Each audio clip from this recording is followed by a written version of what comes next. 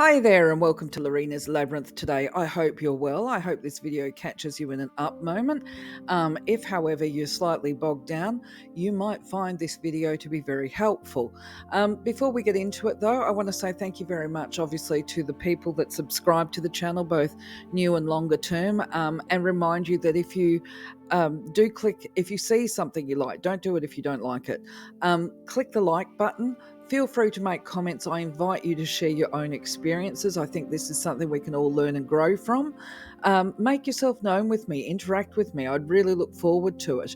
But anyway, I'll leave it for now. Hopefully I will catch you on the comments.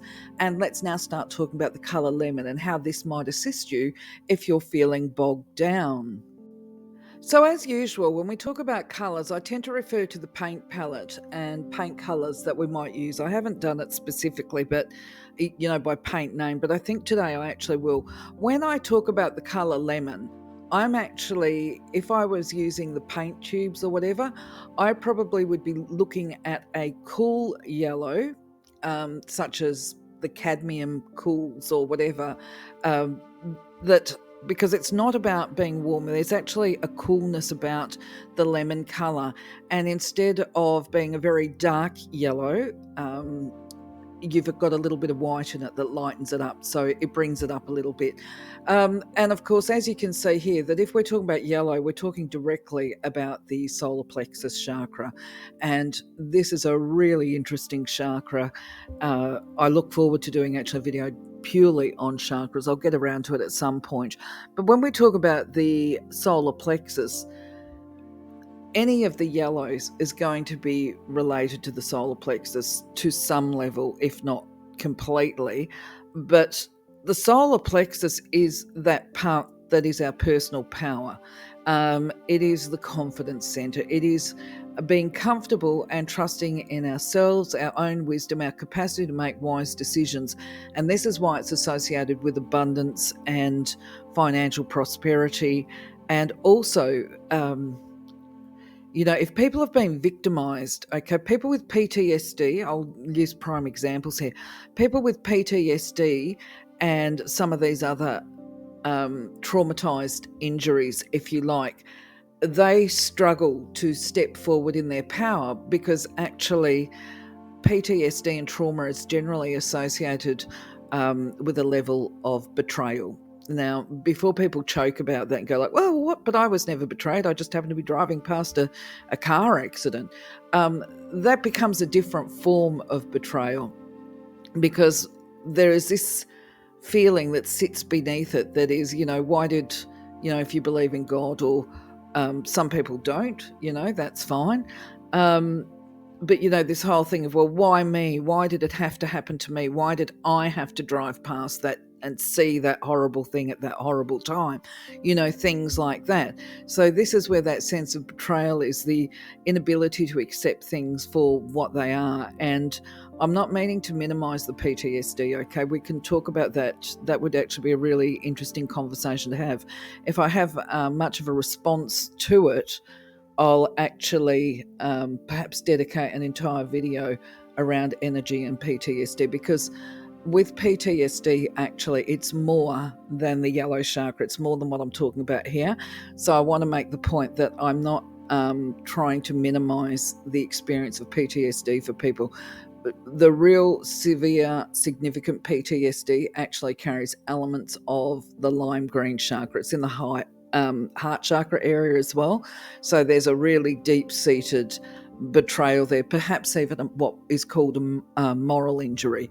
But getting back to the chakras and the colour lemon, what we have with it is that because it's a colour of strength, I forgot to mention that, it's a colour of strength as well. So if we're feeling weak and vulnerable, I would be going for the richer yellows, but we're going to do a video on yellow down the track. But so for today, we're going to say that the lemon colour is about instilling hope, faith, trust, leading towards feeling empowerment. But at the end of the day, before we can get to that, this is why lemon is beneficial. Before we can actually get into that stage, we have to be able to think, okay? We've got to be able to think in a certain way. And I'll actually get into it so you see what I mean.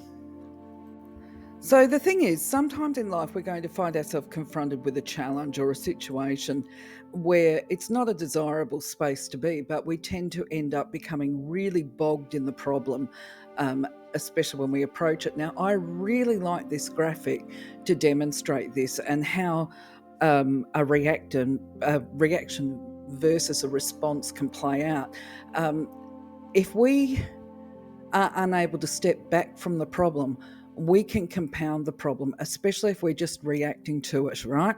So, a prime example here, and I love this image for this reason because I've actually been bogged in the past and I do have recollections um, when I was a young person, because being in remote areas and bush and that kind of thing, you tend to go off road, as this vehicle here shows, and you end up going over some rough terrain. And before you know it, you've got yourself stuck in this situation.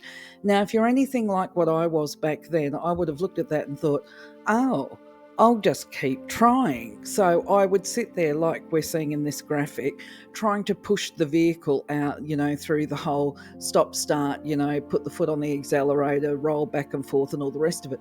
But you don't actually make any progress when you're doing that. You're just taking action without any great thought at problem solving.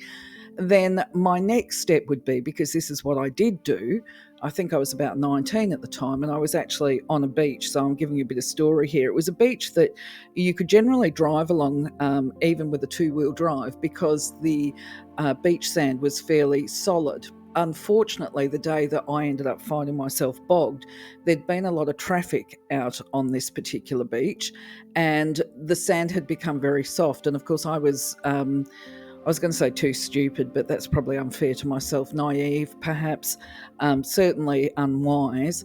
Didn't realise the implications of all this extra traffic on the soil and me to be able to get my car in. So what I did was I started driving down this road, and before I knew it, I was bogged. And I did what is happening in this image here, where I tried to get out of it, and inadvertently I bogged myself in deeper. Now, the other thought would be, thankfully, somebody saw me and felt sorry for me at this particular time before I went too far with it. Good old Aussie guy, actually, because I can still remember and picture the response at this point in time as he's trundled up in his four-wheel drive and stuck his head out the window. "You're right there, love. You're digging a bit of a hole for yourself, aren't you?" Yeah, I was. I was definitely digging a hole for myself, and my plans had actually been, before he arrived, that I was going to get down on my hands and knees and keep digging, because that to me seemed the logical solution to the problem. It absolutely was not, because the reality is, had I got down on my hands and knees and started to dig, what we're doing is we're actually removing whatever stable foundations are there beneath the wheel that are stopping it from falling further. So had I dug without thinking about it, as this guy was pointing out to me, I actually was digging a bigger hole for myself, ready to fall into the abyss, if you like. Now, by the time he helped me out, I was actually up to my diff, apparently. If you know anything about cars, that's pretty deep. So I had to be towed out. But what I remember at a different stage of my life was I actually did another foolish thing in a car. This is many years later when I had children. I was married at the time, and my husband was asleep actually when I did it. That's why I was driving. It was a long journey, and I had got the car in a difficult position, shall we say, because I'd become fatigued. I'd pulled over by the side of the road.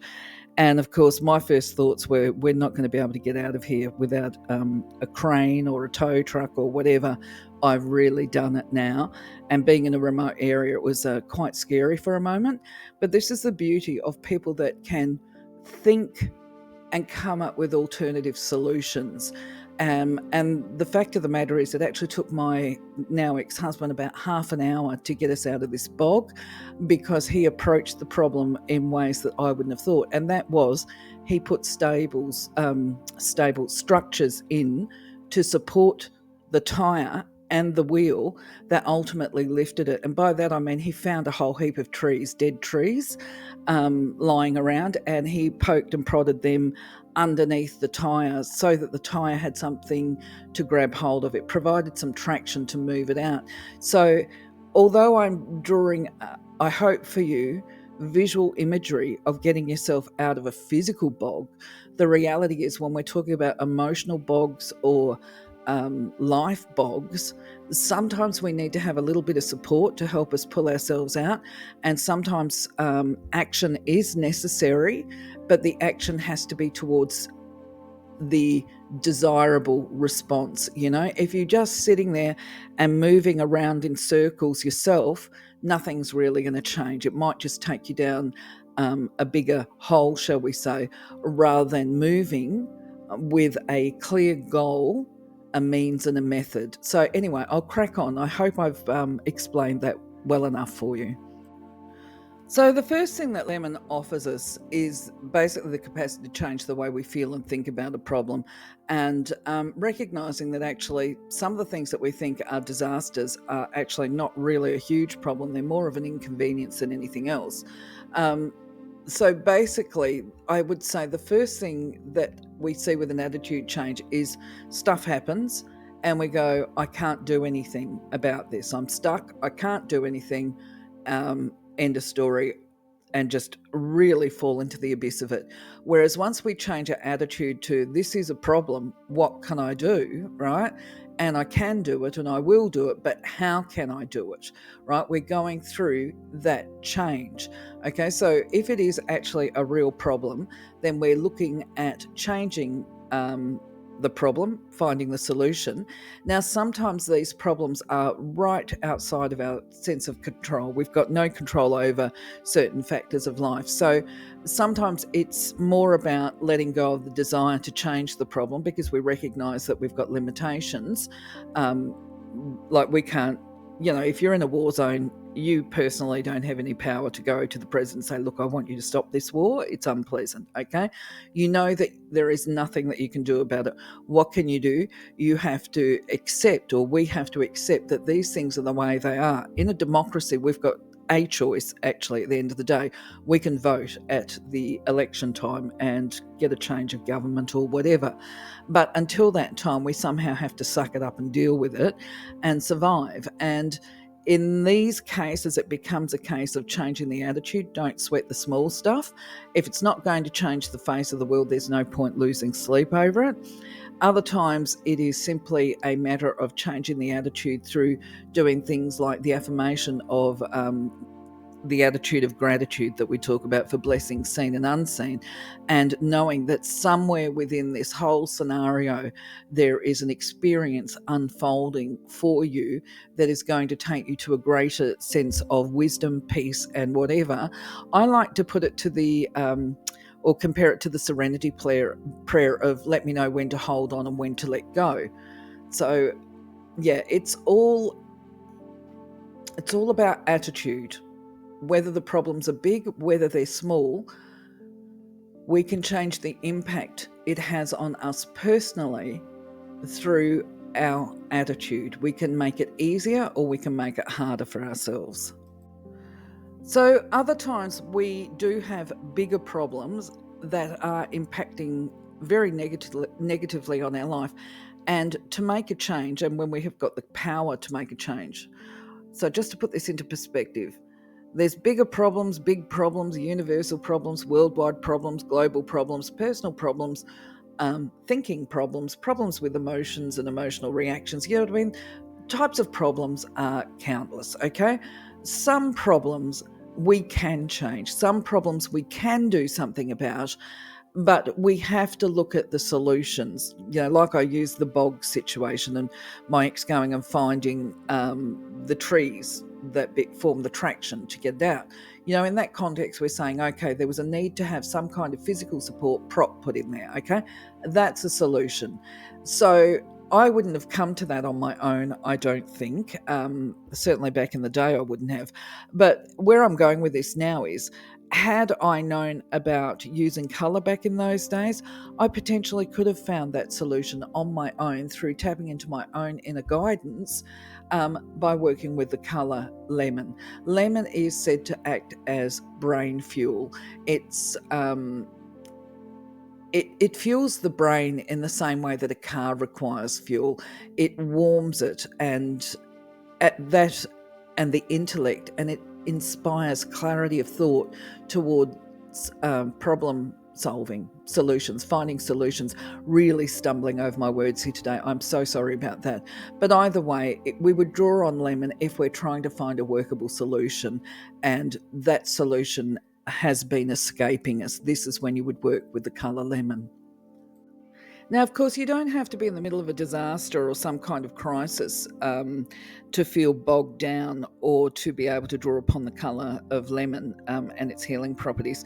It's good for memory recall, it boosts your memory, and it improves decision making, and consequently, the end result of that is it becomes empowering.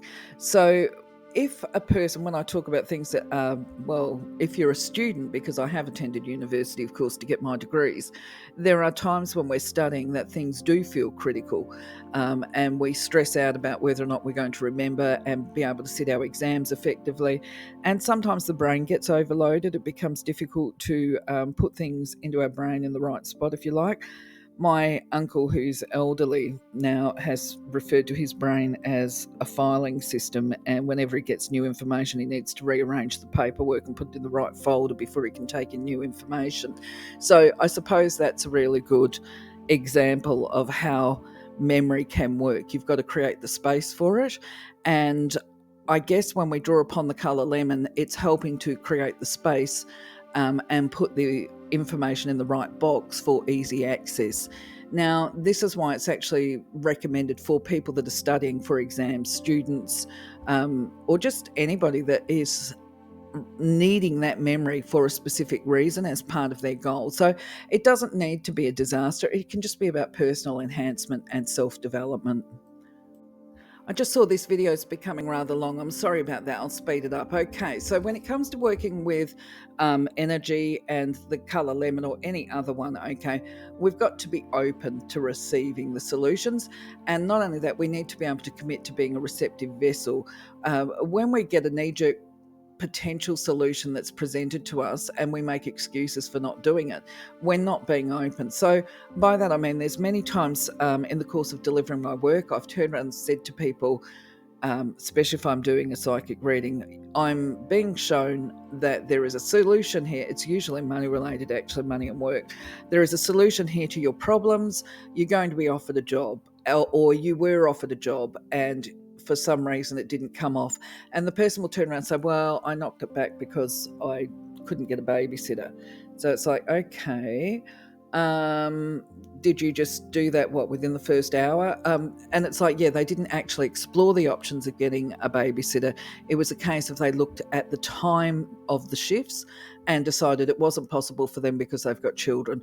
Well, the thing is, we have children, but also we are often responsible for providing for those children. So the bottom line is, if we get offered a job that is inconvenient hours, then it's kind of on us to find the perfect solution so that we can actually work at that job until we can find a job that's more convenient to us. It's like asking for that miracle and not saying thank you, not good enough.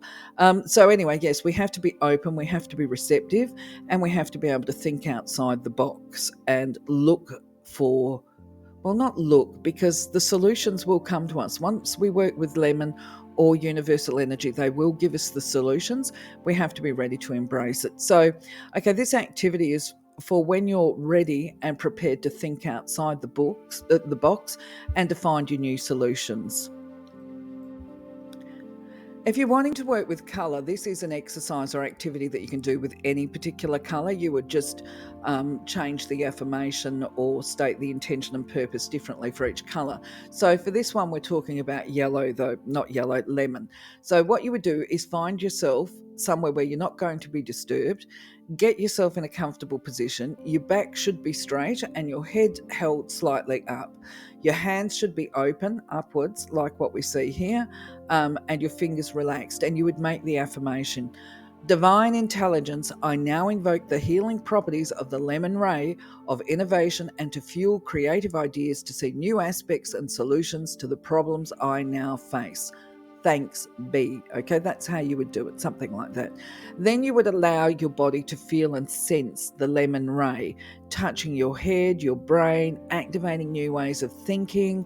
Ideally, you would have had some piece of a pen and paper beside you before you started, and you could write those ideas down as they come to your mind. Another thing that you could do is actually hold a lemon in your hands while doing the same sit down activity, and allow yourself to absorb the creative energy of the colours. Now, I hope I've managed to give you something there that you can work with easily. Before I close for today, though, I just want to remind you, if you've got questions, comments, thoughts, experiences that you want to add, please feel free to make them in the description. I will check them out. I will respond to them. If I'm going to respond to them, I might expand on them. Sometimes I do them, the responses in the yarning video. So what I would do is if I saw a question or a comment there, I will respond to you and let you know if I'm going to put it in the yarning video so that you would know to watch that, okay, to hear my full response, especially if it's a question that leads down the rabbit warren, shall we say. But anyway, for now, I'm going to say thank you very much again for being part of my journey. I truly appreciate you taking the time. I'm going to say love you, leave you, over and out for today, and I will catch you on the next video. Bye-bye for now, my friends.